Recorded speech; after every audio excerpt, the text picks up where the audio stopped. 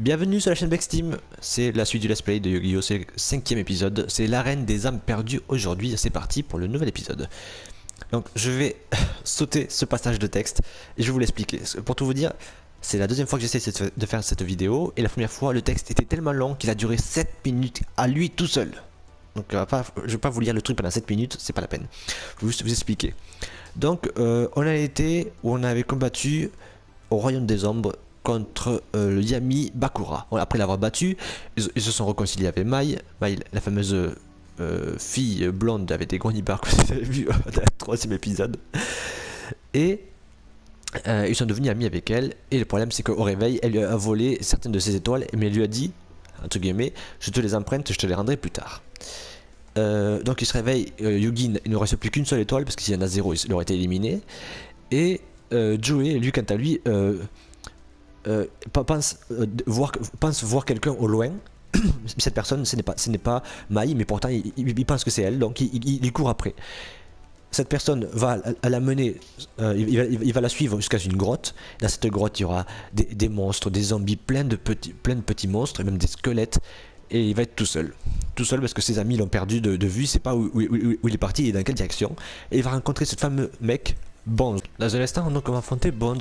Bones qui est un homme de main de Bandiken. Bandiken qui est donc une sorte de petit mafieux que je galère chaque fois à battre. Et on va voir cette fois-ci, est-ce que je vais y arriver. C'est parti. J'ai une main... Par rapport aux autres mains que j'ai eu, ça va. Donc on va invoquer chasseur de précision. Ok, on va mettre ensuite la carte des crânes. Puis la carte des gracieux. C'est des cartes qui se jouaient dans le dessin animé. Donc moi, simplement... Dans les let's play que je fais, j'essaie de faire des decks inspirés des dessins animés pour que vous puissiez un peu vous identifier. Ah, il a 100 points d'attaque de plus. Vas-y, attaque. Le dessin animé, il avait attaqué le fameux dragon rampant qu'il avait transformé en zombie grâce à une de ses cartes. Et moi, je vais affaiblir ton monstre grâce à la carte le décrane. Si je fais un 1, nos deux monstres sont détruits. Attention, suspense. 2. Le monstre a mis 400, 6500, donc j'ai gagné. Parfait. C'est à moi de jouer.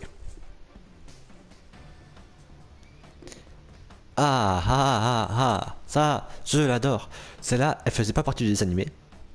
Enfin, beaucoup plus tard, pas à la saison 1, mais je suis obligé de l'invoquer. Parce que je ne peux pas vous la montrer plus tard, je la montre maintenant. Cette carte est invoquée par sacrifice. Lancez un dé à 6 faces. Cette carte gagne une attaque. Enfin, multiplie par le résultat. Donc si vous faites un 6, ça fait 6 fois 200. Et il gagne une point d'attaque fois le résultat. Attention, et ça fait 4. 4 x 2, ça fait 8, donc il gagne 800 points d'attaque, il passe à 2700 points d'attaque, et ça, là ça fait mal, 2700 points d'attaque. Donc 6 maximum va attaquer avec 2700 points, c'est pas mal.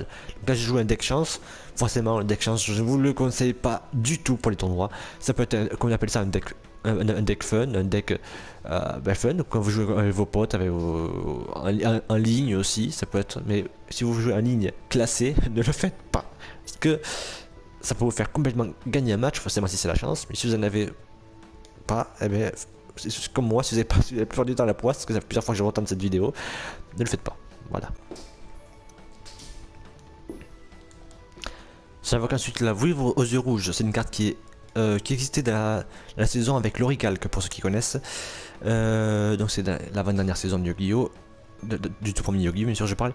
Durant votre end phase, si vous n'avez évoqué ni normalement ni posé de monstre, vous pouvez bannir, donc retirer du jeu cette carte. Donc c'est la petite zone qui se trouve voilà, complètement à droite. J'allais la montrer de l'écran avec mon doigt, mais vous voyez pas mon doigt, je suis con. Donc vous pouvez bannir cette carte depuis votre cimetière et invoquer spécialement un monstre aux yeux rouges. Par exemple, si cette carte était dans le cimetière, je pourrais l'invoquer spécialement. Cette carte, c'est une carte très très connue de dessin animé et je veux à tout prix vous l'invoquer, c'est pour ça que je fais esprit de pas gagner pour le moment. Allez, on va l'affaiblir. On va essayer d'attaquer directement ses points de vie, histoire que même si je préfère attendre pour faire une belle victoire, je vais quand même l'affaiblir ses points de vie. 2700 points de vie à moins, donc il terminera à 2500. Une belle petite avance. Voilà. Je veux lui défoncer sa gueule, mais avec un gros monstre.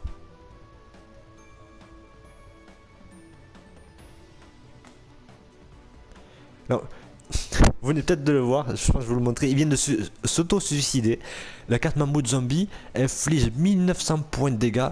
Enfin, en gros, il inflige son attaque aux dégâts du mec. à qui le monstre va dans le cimetière. Et comme c'est son monstre à lui, il va dans son propre cimetière. Du coup, le mec vient de lui infliger 1900 dégâts. Dans cette carte, je ne le conseille pas du tout. Si vous savez pas maîtriser le deck zombie à la perfection, ne le faites pas. Parce que là, il vient de s'infliger 1900 dégâts tout seul. Comme une petite crotte. Donc on va invoquer notre beau dragon noir aux yeux rouges. Il y aura peut-être une petite cinématique d'ailleurs avec dragon noir aux yeux rouges, je pense. Ils vont aller se faire foutre, hein. Parce que je peux pas invoquer mon monstre.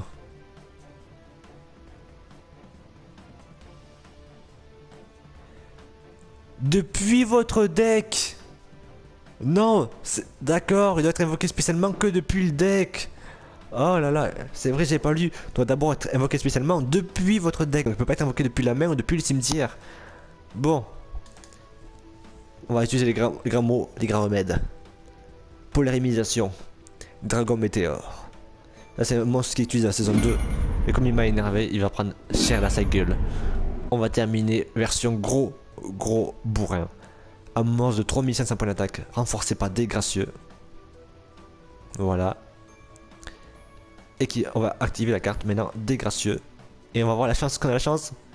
3800 points de dégâts. C'est fini pour Bones, le mec aux zombies, c'est fini. Voilà. Pendant le duel, les amis de Joey trouvèrent la grotte et l'encouragèrent à la victoire. Bien. Joey, tu as gagné, tu as réussi. J'ai réussi, n'est-ce pas? Au revoir, perdant. Mais attends, patron. M'a dit Ken, peut-être la prochaine fois que tu auras le courage de te battre en duel avec moi, le te cacher derrière ton petit larbin bizarre. Un duel face à face.